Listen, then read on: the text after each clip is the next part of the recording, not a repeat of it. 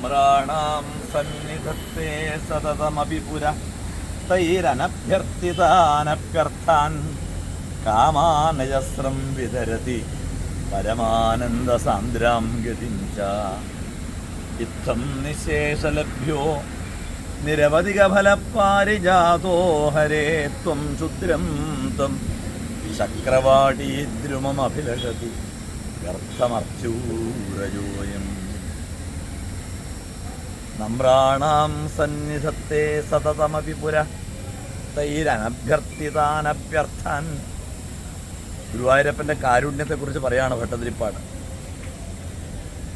നമസ്കരിക്കുന്നവർക്ക്, പ്രാർത്ഥിക്കുന്നവർക്ക് എല്ലാം നൽകുന്ന ഭഗവാൻ. അനഭ്യർത്ഥിതാനഭി, അവർ ചോദിക്കാത്തതും ഒക്കെ വാരിക്കോരി നൽകുന്ന ഭഗവാനാണ്. എന്നിട്ടും നമ്മൾ ആ ഭഗവാനോട്, ആ മുക്തിപ്രദനായ മുകുന്ദനോട് നിസ്സാരങ്ങളായിട്ടുള്ള തുച്ഛങ്ങളായിട്ടുള്ള പലതും നരകത്തിൽ പോലും കിട്ടുന്ന പലതുമാണ് നമ്മൾ ചോദിക്കുന്നത്. സാക്ഷാൽ കൽപ്പവൃക്ഷമാണ്.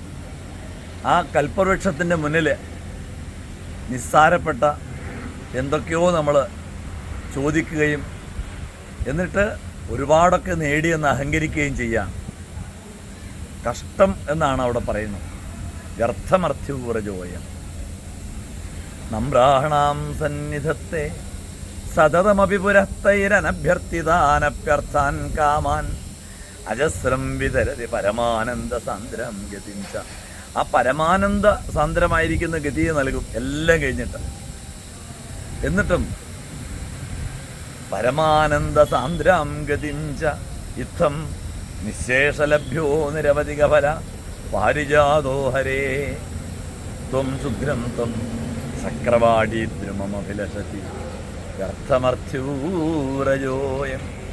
അതുകൊണ്ട് തന്നെ ആ മുക്തിപ്രദനായിരിക്കുന്ന പൊന്നു ഗുരുവായൂരപ്പനോട് നമുക്ക് മുക്തി തന്നെ പ്രാർത്ഥിക്കാം, പരമാനന്ദ ഗതിയെ തന്നെ പ്രാർത്ഥിക്കാം.